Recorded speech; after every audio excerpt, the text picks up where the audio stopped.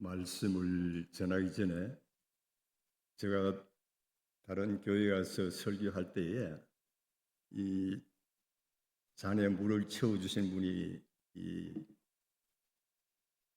사모님이 채워주신 건 처음 봤습니다. 이 귀한 생수 한 모금 마시고 여러분들 같이 은혜를 나누도록 하겠습니다. 마셔도 되겠죠? 예.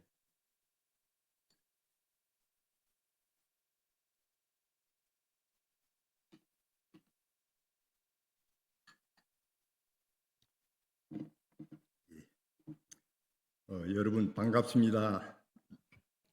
날씨가 무척 덥죠. 저도 지난주 더울 때 아이들과 같이 휴가를 다녀왔습니다. 그런데 지금 유럽은 여러분들도 아시다시피 낮 기온이 40도에서 45도 이렇게 오르락내리락 하고 있는 것을 우리가 이렇게 뉴스를 통해서 듣는데, 지난 6월 하순경에는 일주일 동안에 1만 명이 넘는 사망자가 났다고 합니다. 무척 지금 지구의 날씨가 정말 더운 날씨인데, 인간이 뿌려놓은 이 지구 온난화 때문에 그렇다고 분석을 하고 있습니다. 이렇게 더울 때 우리를 식혀주고 마음을 안정하게 해주는 우리가 따뜻한 말 한마디가 그렇게 중요합니다. 여러분들 옆에 있는 사람들에게 다 같이 인사를 나누도록 하겠습니다. 지적과 원망 대신에 옆에 사람들이 하세요. 따라하세요. 지적과 원망 대신에 감사와 칭찬과 감사로 하나님의 만복을 향유하세요. 아직도 더운 것 같아요. 시키기 한 번 더 하겠습니다. 네. 지적과 원망 대신에 칭찬과 감사로 하나님의 만복을 향유하세요. 예, 잘 하셨습니다. 오늘은 여러분들이 너무나 잘 알고 있는 야곱의 생애에 대해서 여러분들 같이 은혜를 나누도록 하겠습니다. 잘 알다시피 요셉은 형들의 시기로 인해 가지고 애굽에 팔려갑니다. 다행히 하나님의 은혜로 그곳에서 여러 가지 어려운 일을 겪었지만 나중에는 애굽의 국무총리가 되어서 중동 지역을 이렇게 애굽을 다스리고, 그러는 가운데 중동 지역에 이제 기근이 들어서 먹고 살기 힘든 이러한 시기가 되었습니다. 그때에 요셉이 통치를 잘해가지고 애굽의 바로 왕으로부터 이렇게 신임을 얻게 됩니다. 그래서 그걸로 인해 가지고 요셉은 자기 사랑하는 아버지 야곱과 12형제와 또 가족들 70명이 애굽의 고센 땅, 나일강 하류 가장 살기 좋고 이렇게 농사가 잘 되는 그 지역에 자기 가족을 모시고 그렇게 생활을 하게 됩니다. 그러고 난 다음에 이제 요셉은 바로 왕에게 자기 아버지를 소개를 합니다. 그것이 창세기 47장 7절에서 9절 말씀입니다. 다 같이. 요셉이 아버지 야곱을 바로 왕 앞에 서게 하니 야곱이 바로 왕을 축복하니까 바로 왕이 야곱에게 내 연세가 얼마냐 하니 야곱이 내 나그네의 길이 세월이 130년이다 하고 한 세월을 살았다고 합니다. 예, 야곱이 바로 왕 앞에 섰을 때가 130세가 되었습니다. 뒤를 돌아보면은 정말 험악한 나그네 삶을 살은 것을 그는 자기 스스로 느끼고 험악한 삶을 살았다고 이렇게 이야기를 합니다. 저와 여러분들도 이 중에 험악한 나그네 삶을 살은 분들도 있을 줄 압니다. 저는 이제 금년에 82세입니다. 2세인데 되돌아보니까 험악한 나그네의 삶을 많이 살았던 것 같습니다. 그래서 언제 이 간정 예배를 할 수 있는 시간이 오면은 제가 간정 예배를 드리도록 하겠습니다. 야곱의 많은 사랑을 받고 했던 요셉이 형들의 시기로 인해 가지고 애굽의 종으로 팔려가게 됩니다. 정말 형들로부터 미움과 시기를 받고 자랐기 때문에 오죽했으면은 죽이려고 하다가 죽이지 말자 하고 애굽의 이제 종으로 팔려가는 그런 모습을 우리가 볼 수가 있습니다. 그러니까 이제 야곱은 자기 아들로부터 요셉이 심성에 의해 희생되었다고 하니까 그 말을 믿고 이제 하나 남은 이제 막내를 더욱 사랑하며 그렇게 살아가는 것입니다. 그 사이에 애굽으로 내려간 요셉은 하나님의 은혜로 국무총리가 되고 또 가나안 땅에 기근이 생겼을 때에 애굽에 곡식이 많이 있다는 사실을 이제 야곱이 듣게 됩니다. 그래서 자기 아들들을 애굽에 곡식이 있으니까 곡식을 사러 보냅니다. 그런 아들들이 애굽에 와서 요셉의 책략으로 인해 가지고 정탐꾼으로 이제 몰리게 됩니다. 그렇게 되면서 요셉은 자기 형들을 이제 신문을 합니다. 자기가 누구인지 밝히지 않고 자기 형들을 신문을 합니다. 그 신문하는 과정에서 이제 베냐민 자기 동생이 살아있는 것도 알게 되고 또 자기 아버지가 그리우던 아버지가 살아있는 것을 알게 됩니다. 그래서 이 요셉이 시몬을 이제 볼모로 잡고 너희들이 내려가서 베냐민을 데리고 오라. 데리고 오지 않으면 너희들을 시몬을 그대로 볼모로 잡고 있고 데리고 오면은 너희들 정탐꾼이 아니라는 것을 내가 알겠다고 이렇게 하면서 이렇게 이 볼모로 잡고 있었습니다. 이 형제들이 이제 이 사실을 알고 시몬을 제어하고 이제 아버지께로 가나안으로 내려옵니다. 사실 그대로 이야기를 합니다. 그러면서 이제 시몬을 구원하기 위해서 아버지 베냐민을 데리고 가야 합니다. 이렇게까지 말을 했지만은 야곱의 입장에서는 사랑하던 요셉도 죽은 줄 알고 있었는데 이 베냐민마저 애굽에 데려갔다 잘못된 일이 있을까 싶어서 그것을 절대 허락하지 않습니다. 물론 똑같은 아들인 시몬이 볼모로 잡혀 있긴 하지만은 얼마나 베냐민을 사랑했는지를 알 수가 있습니다. 시간이 흘러서 이제 애굽에서 가져온 곡식도 다 떨어지고 해서 가족들이 이제 먹고 살 것이 걱정이 된 그때에 아들 유다가 이제 아버지에게 말을 합니다. 아버지, 베냐민을 데리고 가야 합니다. 베냐민을 데리고 가서 제가 무슨 잘못이 있으면 제가 책임지겠습니다. 제가 또 잘못이 있으면 제가 대신 볼모로 잡고 꼭 베냐민을 데리고 오도록 하겠습니다. 하고 이렇게 이제 이야기를 합니다. 이렇게 되니까 이제 야곱도 곡식도 떨어지고 시몬도 이제 볼모로 잡혀 있으니까 어쩔 수 없이 이제 결단을 하게 되는 것입니다. 그때에 야곱이 아들들에게 이렇게 하기를 원합니다. 13절에 다 같이 내 아우도 데리고 떠나 다시 그 사람에게 가라. 14절에 전능하신 하나님께서 그 사람 앞에서 너희에게 은혜를 베푸사 그 사람으로 너희 형제와 베냐민을 돌려보내기를 원하노라. 내가 자식을 잃게 되면 잃어버리라. 이 장면을 보면서 얼마나 야곱이 고민한 흔적을 알 수가 있습니다. 그래서 이제 그 후에 형제들이 베냐민을 데리고 애굽으로 떠납니다.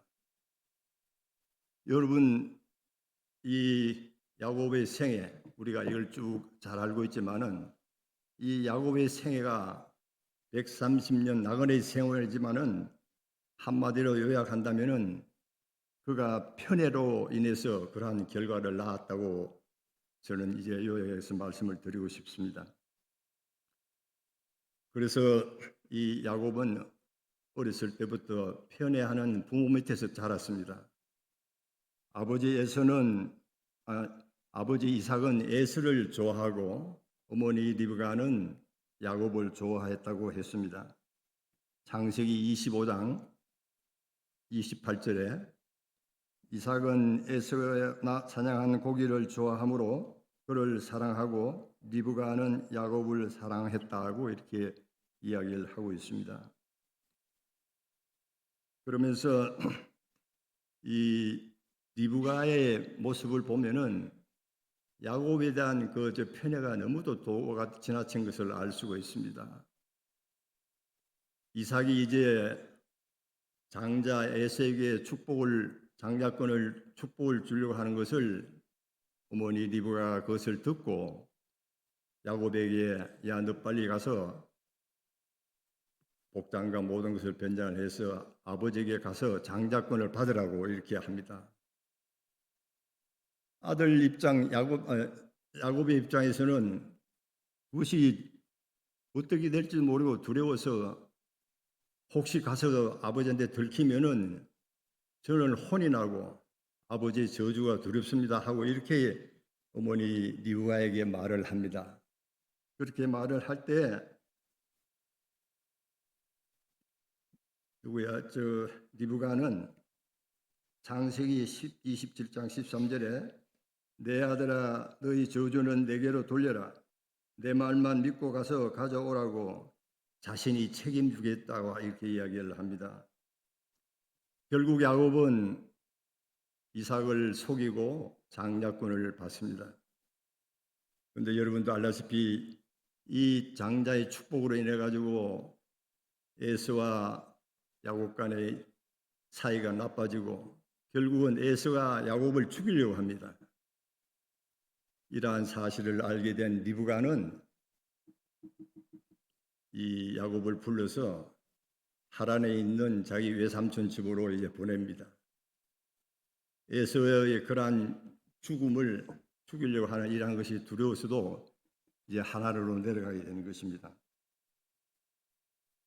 그곳 이 외삼촌의 집에 가서도 그 생활이 넉넉지가 않습니다. 농사일도 해야 되고 집안일도 가축일도 이렇게 하면서 20년간 종노릇을 하면서 생활을 했습니다. 그런데 다행인 것은 그가 이제 그곳에서 생활한 동안에 4명의 아내를 얻게 되고 12명의 아들들을 얻게 되는 이러한 또 그리고 가축도 많이 생기는 이러한 일이 벌어져서 그가 이제 고향으로 가나안으로 돌아오게 되는 일이 됐을 때에 그가 제일 먼저 걱정되는 것이 형 에서가 죽이려고 기다리고 있는 이 사실이 두려워서 제일 먼저 이 출발하더라도 이 약복강가에서 가축과 재산을 먼저 보내고 그 다음에 종들을 보내고 아내와 처자를 보내고 자기는 약복강가에 앉아서 이렇게 홀로 있습니다. 그때에 어떤 사람이 와가지고 날이 새도록 씨름을 하자고 씨름을 하다가 그 사람이 야곱을 이길 수가 없어서 야곱의 환도뼈를 부러뜨리고 위고를 하면서 그가 하는 말이 창세기 32장 27절에 그 사람이 그에게 이르되 내 이름이 무엇이냐? 그가 가로되 야곱이니이다. 저는 속이는 사람입니다. 내 자신의 계획과 내 멋대로 삶을 살았습니다 하고 자기 자신에 대한 잘못에 대한 고백을 하는 그러한 말인 것이었습니다. 그때 하나님께서 28절에 그 사람이 가로되 내 이름을 다시는 야곱이라 부를 것이 아니요 이스라엘이라고 부르라고 합니다. 이스라엘이라는 이름이 성경책에 처음 이제 등장을 하게 되는 것입니다. 이스라엘이라는 이름은 누가 하나님과 사람을 겨루어서 이겼습니다. 이 히브리 어원에는 하나님께서 다스린다는 그런 뜻입니다. 하나님께서 붙들려 실험하는 사람이 적절한 답변인 것 같습니다. 그런 어마어마한 그런 이름을 계명을 받았지만 야곱은 그 후의 삶은 그저 가나안 땅에 초야에 묻혀서 자식들 때문에 자식들이 서로 다툼이 있고 그런 걸로 인해서 고민이 되고 걱정을 하면서 보통 사람으로 살아가고 있었습니다.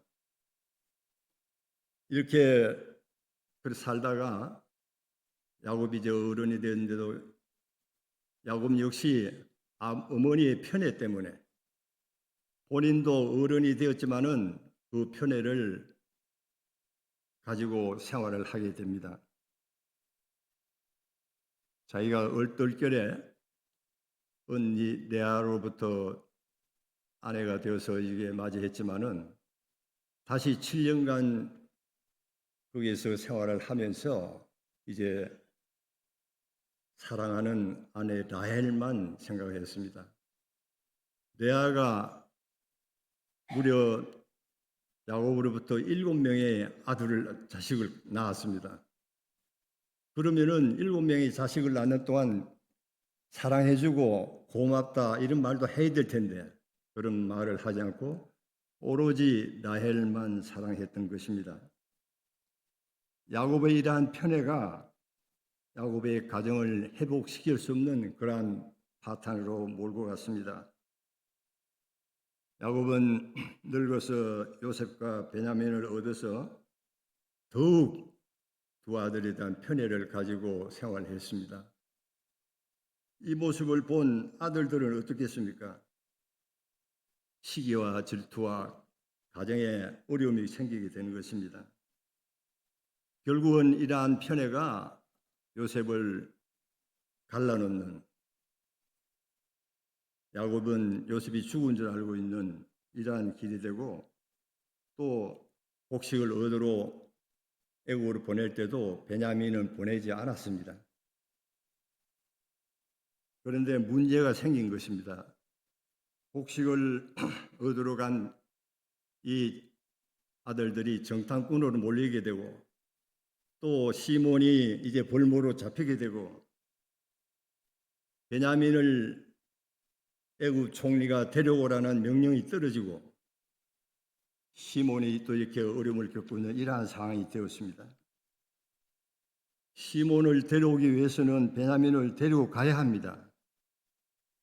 그런 상황 속에도 야곱은 요셉이 짐승에서 죽은 걸로 알고 있고 그래서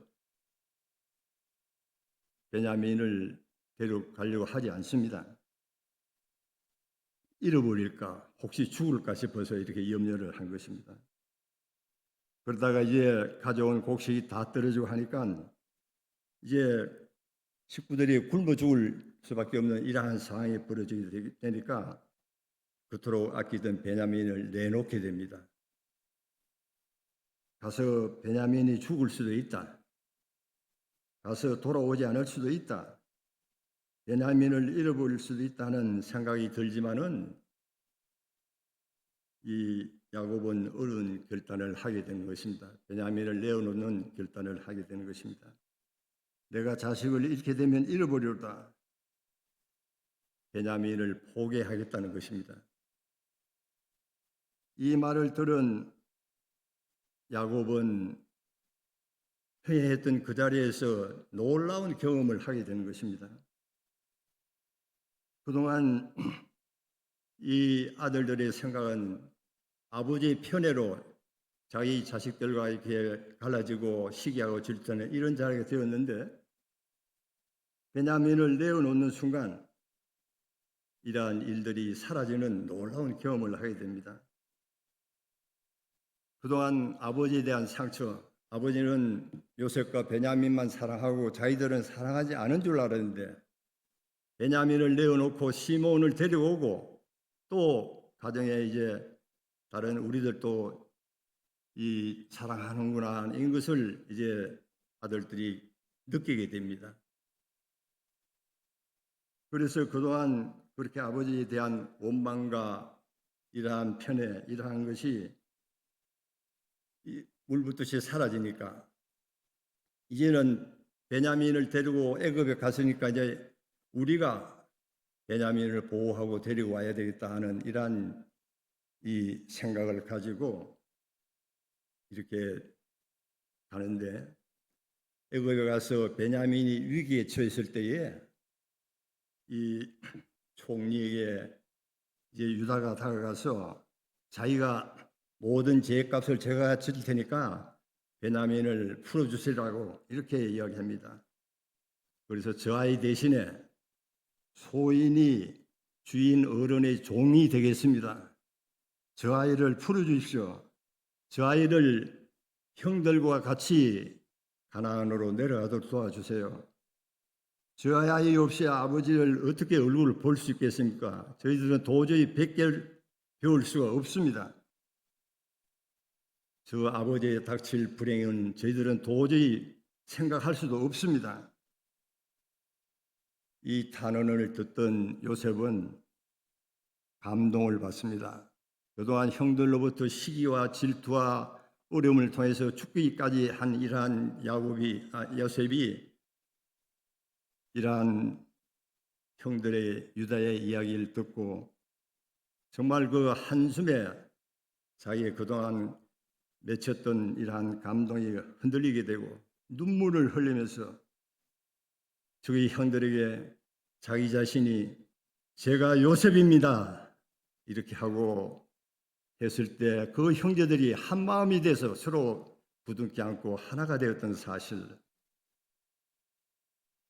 역사적으로 가정의 자기 자녀들이 하나가 되는 이 사실, 물론 이것도 있겠지만 더 중요한 것은 내가 자식을 잃게 되면 잃어버리라는 이 사실로 이 이스라엘의 12지파가 탄생되었다는 사실을 여러분들 알아야 됩니다. 한 사람의 편애를 보호해주고 포기하고 있을 때에 놀라운 결과가 드러나게 된 것입니다. 그 후에 요셉이 이제 계획을 세워가지고 자기 아버지와 가족들을 이제 고센 땅으로 모시고 와서 살도록 그렇게 합니다. 그때에 이제 야곱은 요셉으로 인해 가지고 이제 애굽으로 내려가기 전에 부엘세바 남쪽에서 하나님께 희생의 제사를 드립니다.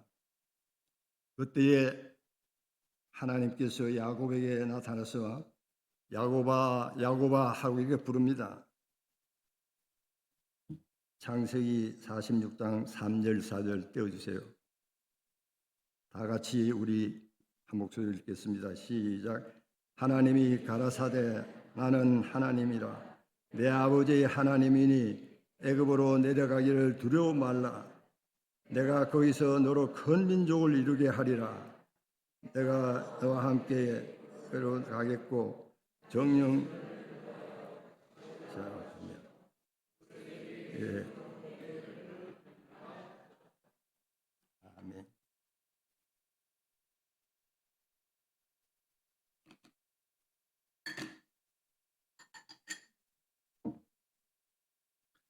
하나님께서 내가 이스라엘을 다스리고 통치할 테니 너는 두려워하지 말고 애굽으로 내려가라는 것입니다. 하나님의 이러한 약속이 떨어진 것입니다. 하나님께서 자신의 계획에 의해서 요셉을 애굽으로 팔려가게 하고 종노릇을 하면서 국무총리로 세우고 또 이스라엘 백성들을 애굽 땅으로 고센으로 인도하도록 한 이러한 모든 것들, 그리고 그 후에 세월이 지나서 출애굽한 시킨 사실, 광야의 여정, 가나안에 이르는 모든 것이 하나님의 계획에 의해서 이루어졌다는 사실을 여러분들 알아야 됩니다. 이 놀라운 사실을 이 베냐민은 알았던 것입니다. 이것이 하나님의 은혜라는 사실, 하나님의 은혜로 모든 것이 다 이루어지는 것입니다. 야곱이 가장 사랑했던 막내 베냐민을 애굽으로 보낼 때도 똑같은 그러한 것을 깨닫게 됩니다. 창세기 43장 14절에 다 같이 읽겠습니다. 전능하께서 그 사람에게서 삶으로 하여금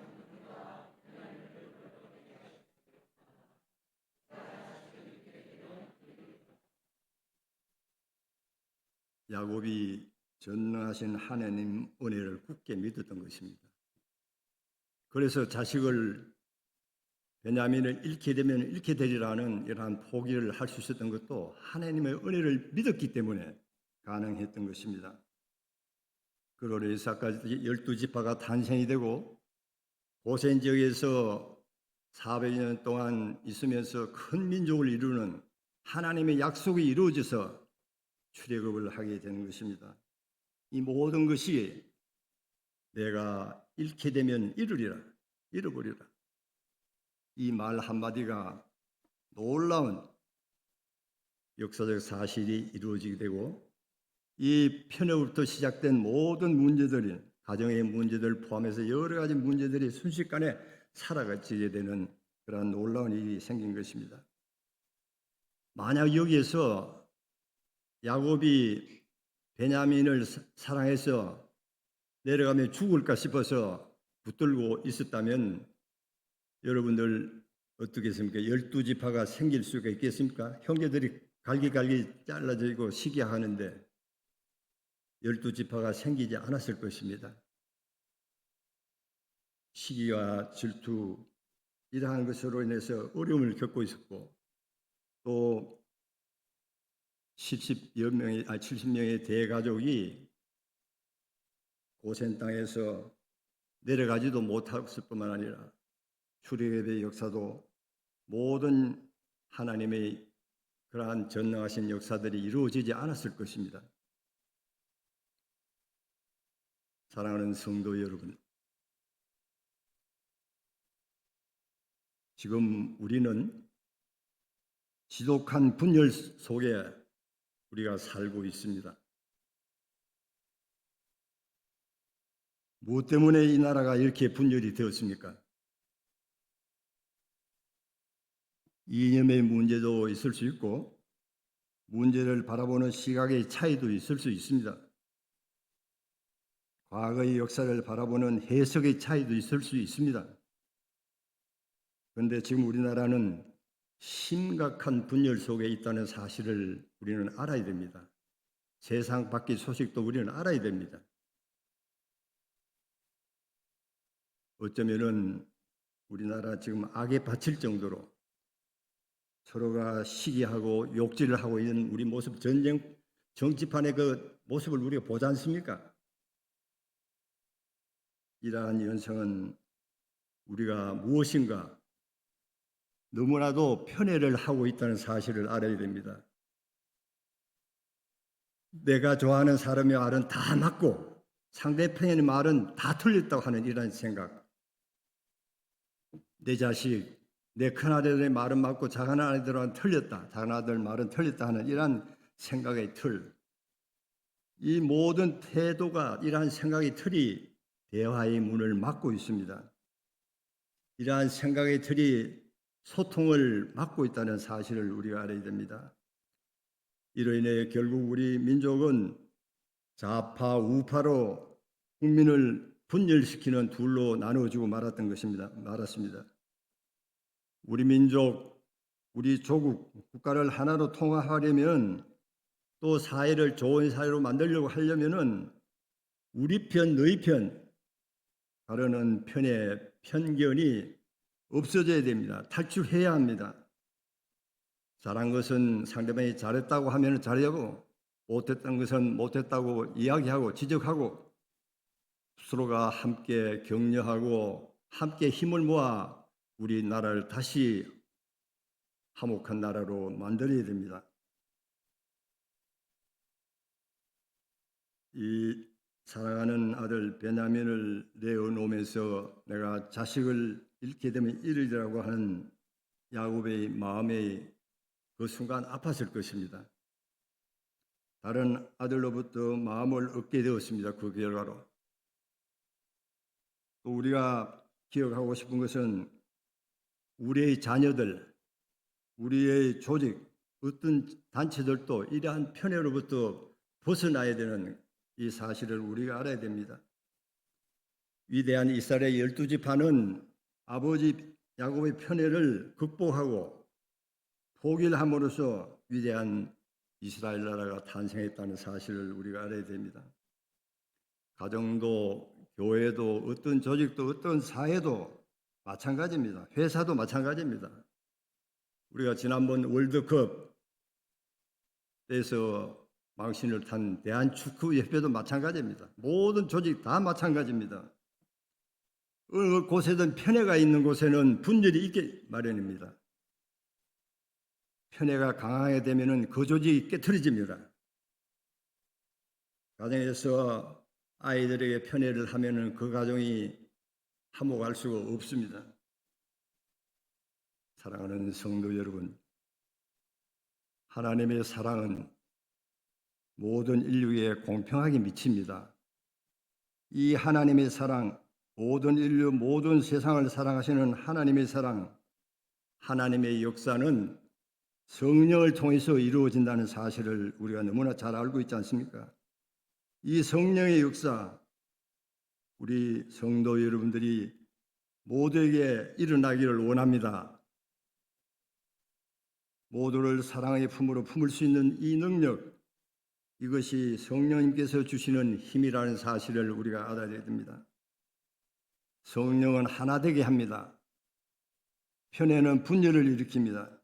그러나 성령은 연합과 하나를 만들게 되는 하나님의 영입니다. 이 분열된 세상을 치료하는 힘은 하나님의 넓은 사랑과 사랑뿐입니다. 아량과 사랑뿐입니다. 편애가 멈출 때에 우리 앞에 새 길이 열립니다. 이것을 깨닫고 세상을 치유하는 성령 하나님의 능력과 놀라운 사실과 그 사랑을 믿고 소망을 가지고 살아가는 우리 사랑하는 성원교회 성도 여러분들과 모든 하나님의 자녀가 되기를 축원합니다.